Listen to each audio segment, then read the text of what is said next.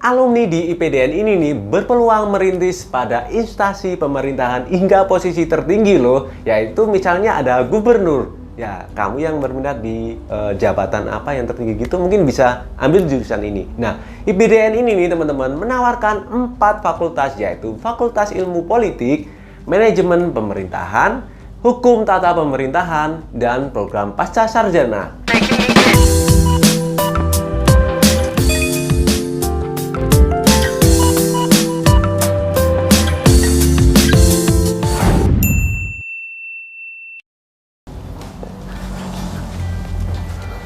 Hai guys, Irwan di sini dan selamat datang kembali di channel YouTube Kamu Soal.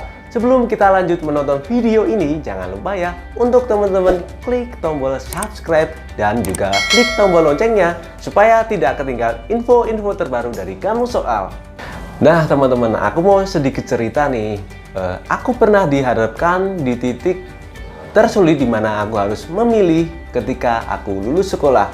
Nah, pas itu aku SMK teman-teman. Jadi aku mau kerja atau aku mau kuliah. Nah, ini nih pas banget sama tema yang akan kita bahas kali ini.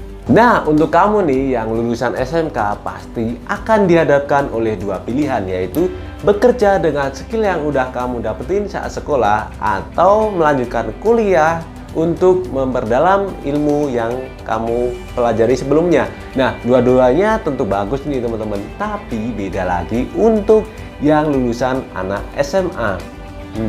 Tentu kuliah akan menjadi prioritas yang utama, bukan? Nah, tapi permasalahannya tidak segampang itu nih teman-teman. Nah, gimana? Kamu sehabis lulus juga nggak bakalan langsung dapat kerja kan? Atau kamu ntar masih kebingungan, aku mau kerja di mana? Aku mau ngapain sih gitu? Nah, kali ini Kamu Soal akan kasih kamu semua rekomendasi. Rekomendasinya adalah teman-teman, yaitu sekolah kedinasan. Nah, sekolah kedinasan ini merupakan pendidikan tinggi yang dikelola atau di bawah naungan kementerian, badan, atau lembaga pemerintah yang sebagian atau seluruh biayanya ditanggung oleh lembaga tersebut. Wow, enak banget kan? Nah, for your information nih teman-teman, sekolah kedinasan ini nih nanti saat kamu semua lulus akan langsung diangkat menjadi aparatur sipil negara atau yang biasanya disebut PNS. Nah, gimana? Menarik bukan untuk prospek kedepannya? Masih ada lagi loh manfaat lain, yaitu kalian tidak perlu bersaing dengan fresh graduate pastinya, dan tentunya prospek kerjanya sudah jelas pula. Nah, ini nih teman-teman, karena lulusannya udah dijamin mempunyai posisi pada institusi yang membawahi sekolah tersebut. Oke, nggak usah lama-lama lagi ya, kita langsung ngebahas tentang 10 sekolah kedinasan di Indonesia. Check this out. Oke, yang pertama ada STAN atau Sekolah Tinggi Akuntansi Negara. Setiap tahun, ribuan calon mahasiswa nih teman-teman berbondong-bondong mengikuti tes untuk bisa menjadi mahasiswa dari bagian kampus kedinasan paling bergengsi ini. Sekolah tinggi yang didirikan di tahun 1952 ini nih teman-teman berada di bawah naungan Badan Pendidikan dan Pelatihan Keuangan. Lembaga tersebut nih merupakan bagian dari Kementerian Keuangan Republik Indonesia. STAN merupakan sekolah kedinasan gratis loh teman-teman, dan para lulusannya secara otomatis berstatus CPNS setelah lulus. Nah, teman-teman nih bisa memilih studi program diploma 1 sampai 4 dengan jurusan utama akuntansi dan perpajakan. Selain itu nih teman-teman, tersedia pula jurusan kepabeanan dan cukai, manajemen aset, dan kebendaharaan negara. Sekolah tinggi ini nih teman-teman menjadi pilihan jika kamu memburu sekolah kedinasan di Yogyakarta. Perkuliahan ini yang diadakan di Balai Diklat Keuangan Yogyakarta hanya menyediakan program studi diploma 1. Nah, prospek kerja untuk lulusan STAN cukup luas loh, yaitu sebagai PNS di Badan Pemeriksa Keuangan, Badan Pengawasan Keuangan dan Pembangunan, Badan Ekonomi Kreatif, dan sebagainya. Lanjut yang kedua teman-teman, kita ada STIS atau Sekolah Tinggi Ilmu Statistika. Untuk kamu nih teman-teman yang anak IPS, jangan khawatir dulu ya, jangan berkecil hati. Kita ada sekolah kedinasan jurusan IPS yang ini bisa menjadi rujukan setelah kamu semua lulus. Kamu bisa memilih STIS atau Sekolah Tinggi Ilmu Statistik yang berada di bawah naungan Badan Pusat Statistik. Nah, syaratnya kamu harus mempunyai minat besar pada bidang matematika, statistik, dan komputer yang mumpuni. Nah, teman-teman, ada dua prodi yang ditawarkan di ITS ini nih, yaitu yang pertama ada D4 Statistika dan D4 Komputansi Statistika. Gelar yang akan kamu dapatkan nanti nih setelah kamu lulus adalah AMD Stat atau Ahli Media Statistik untuk jenjang D3. Sementara nih, gelar untuk jenjang D4-nya adalah Sarjana Terapan Statistik atau STR Stat. Sama seperti sekolah tinggi kedinasan lainnya nih teman-teman, kamu semua akan berkarir sebagai aparatur sipil negara atau ASN setelah masa studi teman-teman selesai. Bagi lulusan program studi Diploma 3 akan berstatus ASN golongan 2C. Sementara untuk program Diploma 4 nih adalah 3A. Para lulusan ini nih teman-teman akan mengabdi sebagai tenaga ahli bidang statistika pada instansi, lembaga, kementerian, atau BPS di berbagai kawasan di tanah air. Nah teman-teman, kita lanjut yang ketiga.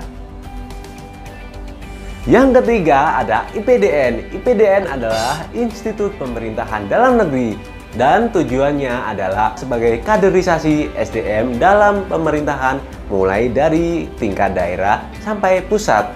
Nah teman-teman, biaya untuk sekolah di IPDN ini tidak ditanggungkan pada kamu atau mahasiswanya, melainkan udah masuk dalam anggaran APBN negara. Nah, mereka yang udah lulus nih menempuh studi akan mendapat penugasan pertama di daerah-daerah di seluruh Indonesia. Jadi kamu harus siap ya, terutama di perbatasan. Wow. Selain itu nih teman-teman, alumni di IPDN ini nih berpeluang merintis pada instansi pemerintahan hingga posisi tertinggi loh, yaitu misalnya ada gubernur. Ya, kamu yang berminat di jabatan apa yang tertinggi gitu mungkin bisa ambil jurusan ini. Nah, IPDN ini nih teman-teman menawarkan 4 fakultas, yaitu Fakultas Ilmu Politik, Manajemen Pemerintahan, Hukum Tata Pemerintahan, dan Program Pasca Sarjana. Nah, kira-kira nih teman-teman, dari ketiga sekolah tinggi tadi nih, kira-kira udah ada yang nyantol belum di teman-teman? Oh, masih belum. Kita masih ada yang keempat. Yang keempat ada STSN. STSN adalah Sekolah Tinggi Sandi Negara. Sandi? Apa sandi? Nah, kalau kamu nih mempunyai minat yang kuat pada bidang komputer nih teman-teman, internet, dan yang berkaitan dengan keamanan data, kampus STSN paling direkomendasikan banget buat kamu nih. Nah, perguruan ini nih teman-teman bernaung di bawah BSSN dan Badan Cyber dan Sandi Negara. Ada 2 program studi Diploma 4 yang disediakan, yaitu Teknik Persandian dan Manajemen Persandian. Nah, tidak mudah nih untuk menggabung menjadi mahasiswa STSN ini nih, karena tes penerimaannya aja nih yang begitu ketat dengan menerapkan sistem gugur. Wow, jadi kamu harus siap-siap mental banget ya teman-teman. Nah, sekolah tinggi ini nih pastinya didirikan untuk mengisi SDM berkualitas yang tanggap pada perkembangan teknologi informasi khususnya di bidang cyber dan sandi. Para lulusan STSN ini nih teman-teman akan direkrut oleh negara sebagai garda terdepan dalam pengamanan cyber di Indonesia. Wow, jadi kamu seperti kayak hero gitu, hero-nya cyber Indonesia. Oke, kita next yang kelima nih atau yang terakhir. Yang kelima ada Akmil. Pasti nggak asing kan di telinga kalian. Nah, Akmil atau Angkatan Militer atau cita-cita umum di masa kecil kalian. Selain menjadi dokter dan pilot nih teman-teman, cita-cita favorit di masa kanak-kanak biasanya juga menjadi tentara. Nah, kalau kamu nih juga demikian dan keinginan untuk menjadi TNI masih kuat banget nih sampai sekarang gitu, masih kebayang masih berjuang gitu. Nah, berarti tempat kamu adalah di Akmil ini. Nah, Akademi Militer ini nih merupakan pendidikan untuk menjadi bagian dari TNI Angkatan Darat yang terletak di Kota Magelang. Para lulusan Akmil nih teman-teman akan mendapat gelar sarjana terapan pertahanan atau SSTHAN dan menjadi perwira pertama berpangkat Letnan II atau Letda. Ada 5 prodi di Akmil ini nih teman-teman, yaitu D4 Manajemen Pertahanan, Administrasi Pertahanan, Teknik Elektronika Pertahanan, Teknik Sipil Pertahanan, dan Teknik Mesin Pertahanan. Untuk bisa menjadi mahasiswa di salah satu sekolah tinggi kedinasan terkemuka ini teman-teman, tentunya bukan hal yang mudah. Jadi persaingan yang ketat antara sesama calon mahasiswanya atau pelajar mengharuskan kamu untuk melamar dengan nilai-nilai yang tinggi. Jadi kamu harus smart, pinter. Nah, selain itu nih, ada beberapa sekolah tinggi juga yang mewajibkan pelamar memenuhi persyaratan dari segi fisik. Nah teman-teman, itu tadi adalah 5 sekolah tinggi di Indonesia yang sudah kamu soal paparkan. Nah, by the way, sekolah tinggi kedinasan di Indonesia nggak hanya itu aja loh. Jadi tadi cuma sekilas gambaran sekolah kedinasan yang sebagian kecil saja. Jadi masih banyak lagi. Nah, tapi tenang aja guys, di lain waktu kamu soal bakalan mengkulik-kulik lagi nih tentang sekolah kedinasan di Indonesia. Nah teman-teman, kira-kira seberapa nih tertariknya kalian untuk mau masuk sekolah di kedinasan ini nih? Nah, sekolah yang udah jelas tentang prospek kerjanya ke depan dan teman-teman tidak usah khawatir lagi untuk mau kerja di mana sih atau masih bingung lagi gitu. Tapi perlu diingat ya, berhubung ini merupakan sekolah ikatan dinas, maka kalian harus siap ditempatkan di mana aja di seluruh Indonesia. Oke, untuk kalian yang mau masuk di sekolah di kedinasan ini nih, semangat dan semoga cita-citamu untuk melanjutkan studi di salah satu sekolah kedinasan ini nih, semoga terwujud dan selamat berjuang.